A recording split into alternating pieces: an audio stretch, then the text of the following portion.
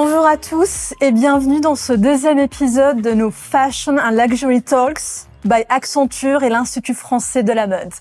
Des talks consacrés au décryptage des tendances qui façonnent l'industrie de la mode et du luxe et le futur de cette très très belle industrie. Paris, la capitale de la mode, a sa grande école désormais, l'Institut français de la mode, qui forme les talents de ce monde au savoir-faire et au métier de la création et du management. Et quel plaisir, nous on a Accenture, à présenter ces talks en collaboration avec l'IFM. On y invitera des game changers, des acteurs, des dirigeants, des leaders de cette industrie, de jeunes étudiants de l'Institut français de la mode aussi, pour croiser les regards, croiser les points de vue, analyser les tendances qui façonnent le futur de cette magnifique industrie. Je suis Sama Habib, Managing Director au sein d'Accenture dans les équipes mode et luxe, et je suis vraiment ravie de présenter ces talks en collaboration avec l'Institut français de la mode. Et j'ai l'immense plaisir aujourd'hui pour ce deuxième épisode de recevoir notre guest star, notre invitée, Anne Kaminski. Anne accompagne les grands noms et acteurs de la mode et du luxe au sein de l'industrie, dans la transformation digitale, en tant que global partner Meta, cet acteur majeur dans la digitalisation du monde dans lequel on vit. Bonjour Anne. Bonjour Sama. Merci beaucoup d'avoir accepté notre invitation. Merci d'avoir invité. Plaisir. On a aussi également Fanny Chine, planeuse stratégique et experte de la stratégie de marque au sein d'Accenture. Fanny, un grand merci aussi d'être avec nous aujourd'hui. Merci à toi, Sama. C'est un plaisir. Aujourd'hui, nous allons parler de l'humain. Au premier épisode, on a parlé du métavers, de ce nouveau monde digital. Aujourd'hui, on souhaite revenir aux basiques, aux interactions humaines, aux connexions humaines. Je pense que là, on a tous vu la pandémie qui a vraiment obligé les grands noms du luxe et de la mode à se digitaliser très très vite, plus vite que prévu. Mais dans cette frénésie de cette expérience digitale, on a clairement vu ce besoin de se connecter à l'humain, et on a aussi bien vu l'enjeu des marques à garder cet équilibre entre une expérience émotionnelle et une expérience transactionnelle. D'ailleurs, Fanny, on va commencer avec toi. Première question. Dans ce monde où toutes les marques cherchent ce Graal d'expérience sans friction, comment on peut se différencier aujourd'hui ? Oui, effectivement, c'est une très bonne question parce qu'on a vu finalement dans les dernières années un mouvement de la part des marques et des marques de luxe également dans leur expérience digitale à aller vers finalement une expérience avec le moins de friction possible.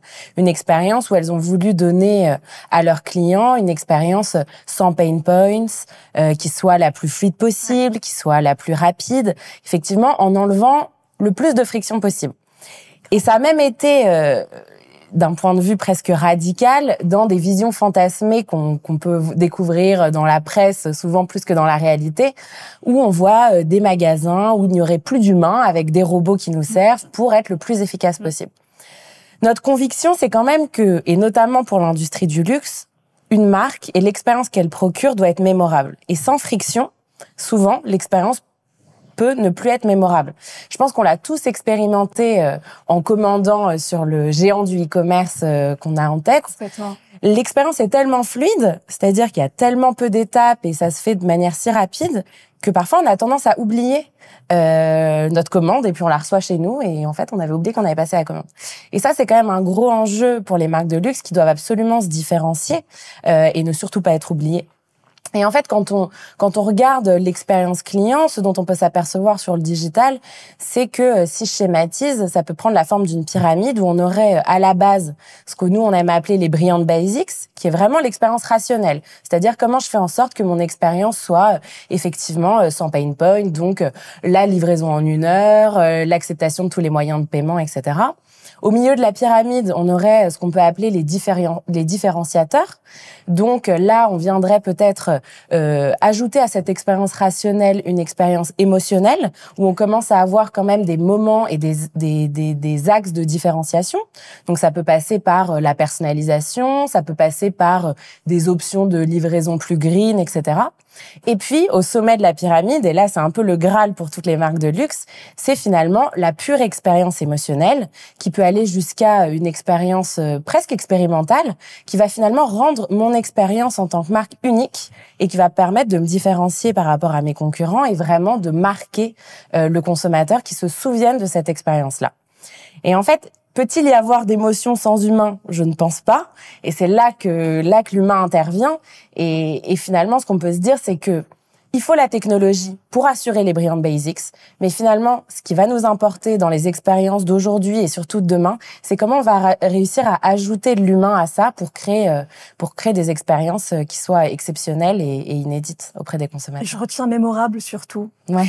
Comment on peut être une marque mémorable quand on voit toute l'actualité aujourd'hui avec ces marques qui se lancent dans le métavers? Et d'ailleurs, Anne, on va vraiment parler beaucoup aussi de ce sujet-là. Comment on peut parler humain, empathie, intimité, humanisation dans cette nouvelle expérience qui se dessine pour nous et pour les marques de mode et les maisons de luxe? Dans le métavers? Dans le métavers. Bien sûr. Bah effectivement, ce qui est intéressant avec le métavers, qui peut apparaître au premier abord comme une nouvelle révolution technologique. En fait, ce qui est intéressant, c'est que dans le métavers, bien sûr, il y a de la technologie, mais l'humain est au cœur. Et bien sûr, Anne sera la mieux placée pour en parler.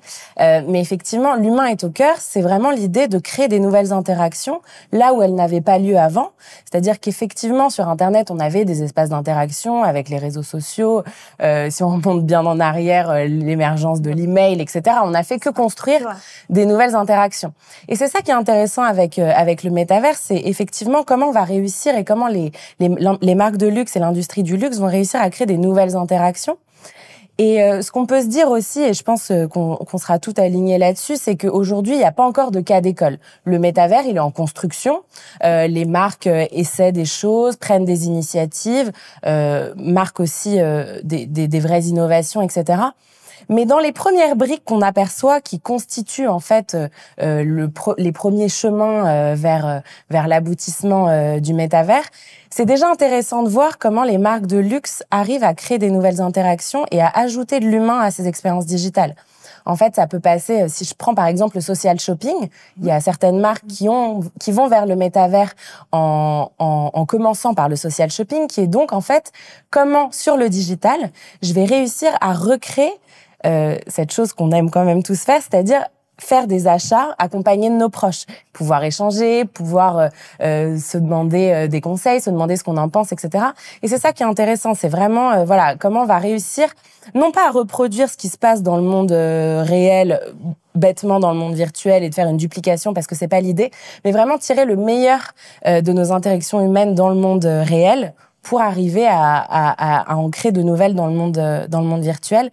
Et finalement, un autre parallèle, c'est le live shopping, qui n'est pas directement lié au métavers, mais qui est intéressant aussi parce qu'il a lieu sur Internet. Et en fait, il nous permet de retrouver cette notion de conseil qui est si précieuse quand même quand on fait un achat dans le monde physique, et notamment, bien sûr, pour les marques de luxe, parce que c'est des achats qui ont des conséquences, et qu'on fait pas tous les jours. Et effectivement, pouvoir tout d'un coup interagir avec le fondateur de la marque, avec des experts, etc., des gens auxquels on n'aurait pas forcément accès dans la vraie vie, c'est quand même des perspectives assez réjouissantes. Et humaines. Et humaines, évidemment. Surtout. Ouais, surtout. Très clair. Anne, vous êtes au plus près de ces sujets-là, auprès de vos clients, auprès notamment de tout votre écosystème autour de Meta. Et quand on voit la croyance forte de Meta en cette capacité à créer de l'émotion, à créer des expériences dans ce monde virtuel, c'est un peu le leitmotiv de Meta depuis le début, rassembler des personnes dans un même univers. Quand on voit vraiment ces opportunités sans limite qui s'ouvrent à nous avec ce nouveau monde, comment vous définissez ou vous voyez l'évolution de la relation client demain? Comment cette explosion digitale va sublimer la relation? Ce que cherchent toutes les marques aujourd'hui, toutes les maisons de luxe. Bien sûr. Déjà, du côté de Meta, nous, ce qu'on fait en ce moment, c'est justement de créer toute la partie technologique qui va être indispensable. On va en parler après pour les marques, mais il faut les fondements de technologie et on est en train de les construire maintenant. Bien sûr, comme tu disais, c'est quelque chose qu'on crée sur du moyen à long terme. Donc là, à court terme, par exemple, on vient de recruter chez Meta 10 000 personnes en Europe, justement dans la recherche et le développement pour construire toute la base du métaverse que vont pouvoir utiliser les marques. D'accord. À moyen terme, on va dire.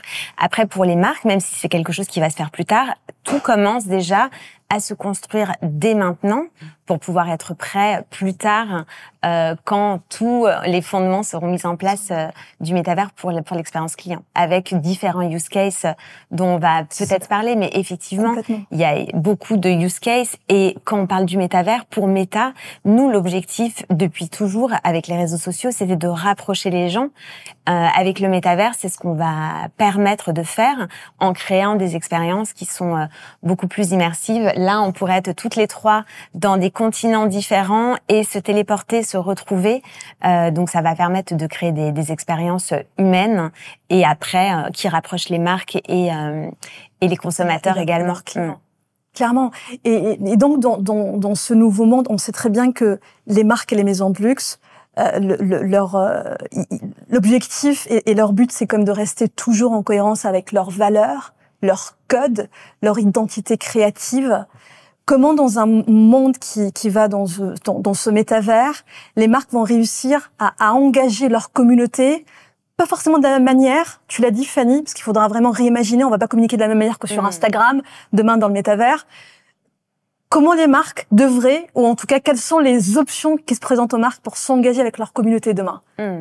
Alors déjà, c'est une opportunité qui est assez passionnante et exceptionnelle pour les marques. C'est-à-dire que pour l'instant, avec les réseaux sociaux, avec Instagram, comme on l'a vu, on a réussi à créer des expériences très personnalisées. Donc ça, c'est au cœur du luxe. Et c'est vrai que du coup, il y a un lien qui est très fort et qui marche très bien dans la relation. Demain, ça permet de réimaginer des expériences justement qui sont à créer, puisque tout ça, c'est vraiment nous, on va créer un peu le terrain de jeu, mais après tout va se créer. Et effectivement, pour les marques, de recréer des nouvelles expériences qui peuvent être justement rajouter encore plus d'intimité. On parlait de téléportation, mais on pourrait aller dans les coulisses d'un défilé, par exemple, et avoir accès à ce type d'expériences qui sont très exclusives, très VIP.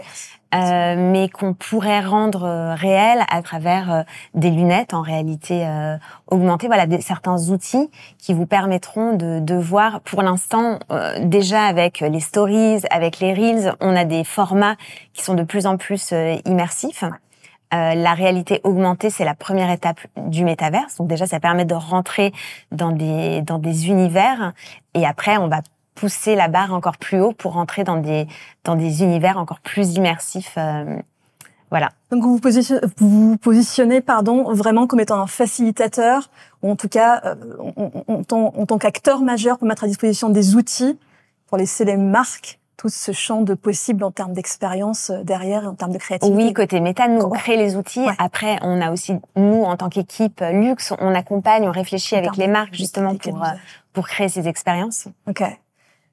On a parlé du métavers, on va revenir à, on va dire, back to basics. Parce que je pense, avant le métavers, il y a déjà une expérience qui existe aujourd'hui.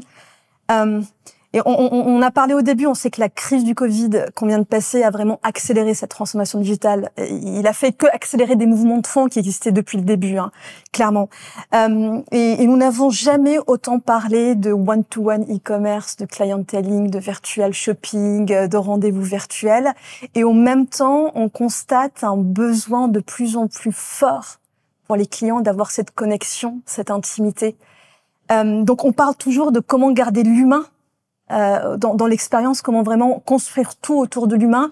Concrètement, pour toi, Anne, ça veut dire quoi en fait? Si on peut même parler de cas d'usage, ça veut dire quoi garder l'humain quand on pense une expérience concrètement? Alors déjà, ce qui est intéressant, c'est que l'humain, il reste présent parce que dans l'expérience de luxe, on sait que plus de 80% des ventes se font en magasin. Donc, effectivement, il y a eu l'influence, l'augmentation du e-commerce, mais l'expérience de luxe, et il y a toujours un touchpoint qui a lieu en magasin. La grosse différence, on va dire, c'est que avec les réseaux sociaux notamment, le moment d'inspiration, il arrive en amont, il arrive en ligne, il peut arriver sur Instagram, etc. Donc, le désir est créé, mais à un moment dans le parcours d'achat, les personnes vont venir en magasin, il va y avoir ce contact de toute façon humain qui va avoir lieu. Et puis avant, dans toutes les étapes du parcours d'achat, il a été fait par des expériences de live shopping ou autres qui ont... il y a une dimension mixte d'humain et de digital, mais nous, par exemple, on a créé énormément de campagnes avec les marques qui conduisaient en magasin. Donc le but, ça commençait effectivement par le digital, mais l'objectif, c'était de rediriger soit des prises de rendez-vous en magasin, par exemple pendant le confinement, enfin quand certaines boutiques étaient fermées ou qu'on avait besoin d'être vraiment en one-to-one, beaucoup de marques de luxe ont créé justement des prises de rendez-vous en magasin avec un créneau personnalisé. Et puis voilà, après, on faisait du drive-to boutique et la relation humaine après continuait en magasin. Et c'est là où on s'est rendu compte que le e-commerce tout seul ne suffit pas quand des boutiques sont fermées. Et clairement, et je pense que l'exemple que tu cites est une illustration parfaite de ça. Et ça fait une très très belle transition avec la question que j'avais après. On parle d'humanisation de la relation client, comment garder vraiment l'humain, mais on sait très bien que cette humanisation-là, elle ne se fera pas si on humanise pas l'expérience employée. Parce que si on met pas à disposition des employés, des sales advisors, les outils pour être capable d'engager les clients d'une manière humaine. Ta vision là-dessus, et ce que fait Meta sur cette partie-là? Alors nous, ce qu'on voit, c'est que avec les réseaux sociaux, notamment avec Instagram et Facebook, quand les personnes arrivent en boutique pour un achat de luxe, il y a déjà eu 90% du parcours qui a eu lieu en amont. Donc notamment dans la phase, il y a la phase de découverte, mais après il y a toute cette phase de considération où les personnes vont se renseigner. Par exemple, tu découvres une montre qui t'intéresse, mais voilà, tu vas regarder toutes les features et en fait, au moment où les personnes arrivent en magasin, elles sont en boutique et elles ont déjà énormément d'informations qui avant auraient été données justement par le sales advisor. Donc ça redéfinit un peu la relation et ce qu'on va attendre d'un sales advisor, c'est en termes de connaissances techniques, parce que des fois le client arrive déjà avec un niveau de connaissance très élevé, et puis après justement toutes ces datas qui ont été utilisées en amont, de savoir comment est-ce que elles peuvent être mises à disposition du sales advisor pour que quand la personne arrive en boutique, elle puisse être utilisée pour personnaliser encore plus.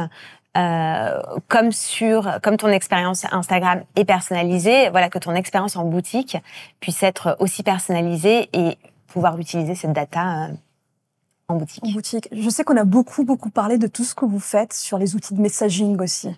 WhatsApp, je pense que ça devient un outil majeur aujourd'hui pour les sales advisors, pour cette connexion. On va revenir sur l'humain.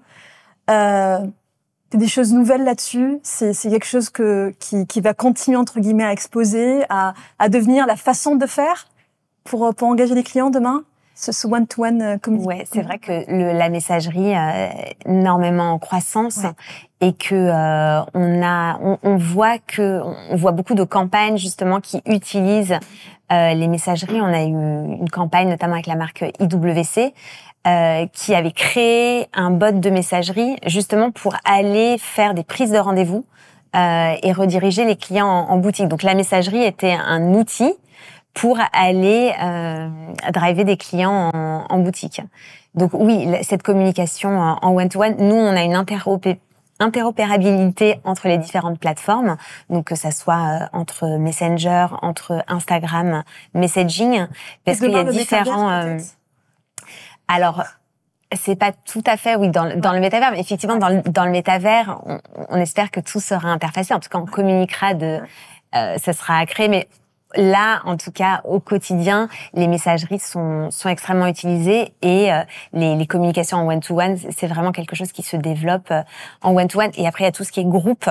Là où on est des communications one-to-many, mais c'est vrai que ça, c'est quelque chose qui est aussi en très forte croissance. Donc effectivement, ça ne fait qu'augmenter en termes d'intérêt, etc. D'expérience. Merci beaucoup, Anne. Je veux dire, place aux jeunes. On va donner la parole à Manon, une étudiante à l'Institut français de la mode. Manon a 2 questions pour vous. Bonjour Manon.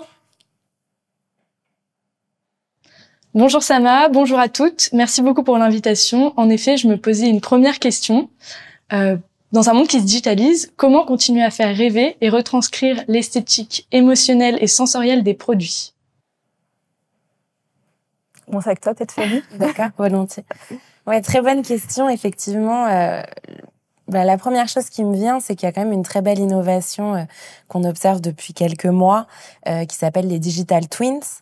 Et effectivement, c'est cet enjeu, notamment pour les maisons de luxe, de comment je peux montrer à voir mon produit de la manière la plus proche de la réalité possible sur les univers digitaux. Jusqu'à présent, on avait des photos plus ou moins détaillées, etc. Là, il y a vraiment des studios qui se spécialisent là-dedans, des plateformes, etc., avec cette idée de pouvoir vraiment expérimenter et observer le produit comme si on était dans le monde réel. Alors, bien sûr, avec quelques différences quand même, mais vraiment avoir cette possibilité de faire tourner un produit comme si on le tenait dans la main, d'avoir cette vue à 360, de pouvoir observer des détails très précis, parce que le luxe est dans les détails, donc comment fait-on si on ne peut pas les percevoir sur Internet? Et c'est aussi intéressant du point de vue des marques, au niveau de la data, parce que c'est intéressant de voir finalement, quand les consommateurs vont regarder une fiche produit, un produit sur mon site, quels détails vont-ils observer en premier? Est-ce que ce sera une bride? Est-ce que ce sera un détail sur le talon, un détail de couture, etc. Donc il y a quand même cet engouement autour des digital twins qui est très intéressant, qui va vraiment changer le rapport dont on peut expérimenter le produit, et peut-être demain ne plus avoir besoin de passer par cette case du physique, parce qu'en plus, dans le métavers, on aura pu peut-être d'abord acheter ce produit dans les univers du métavers, donc l'avoir expérimenté sur notre avatar, l'avoir très bien vu dans les détails sur un site de e-commerce, et ensuite, finalement, ça rend l'acte d'achat peut-être plus fluide. Donc, il faudra observer les comportements. Carrément. Et moi, j'ai juste hâte de pouvoir toucher sur un écran. Bien sûr. Le rendu du cuir, le rendu du cachemire. Mais clairement, je pense qu'il y a une avancée extrêmement importante sur toute la partie 3D.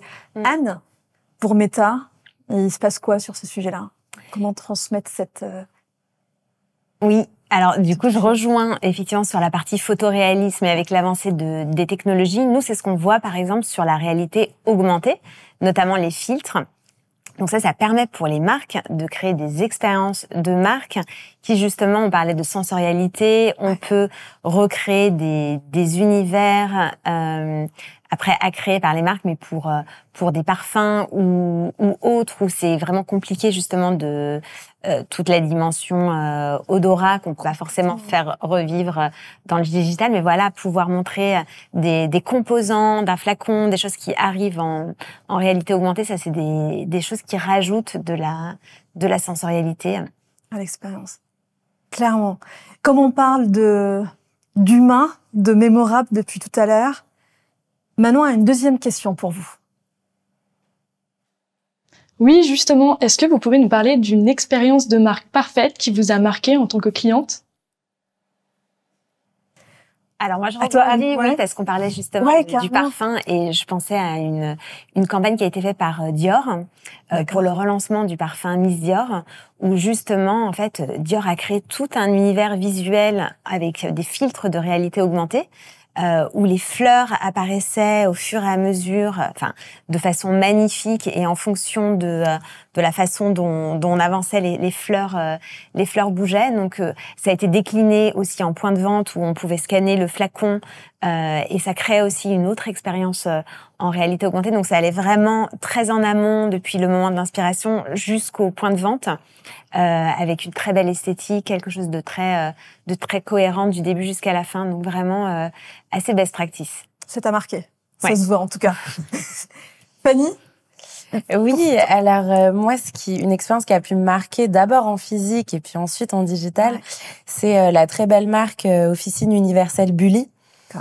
Qui voilà nous transporte quand on se rend dans une boutique physique, vraiment dans un voyage dans le temps avec un univers autour de l'apothicaire, voilà des recettes ancestrales, etc.